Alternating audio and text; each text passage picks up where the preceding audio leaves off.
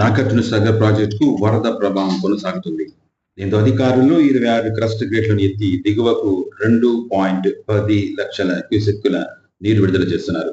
వరద ప్రవాహంతో సాగర్ కు 3.45 క్యూసెక్కుల నీరు రావడంతో అంతే మొత్తంలో జలాశయం నుంచి విడుదల కొనసాగుతుంది.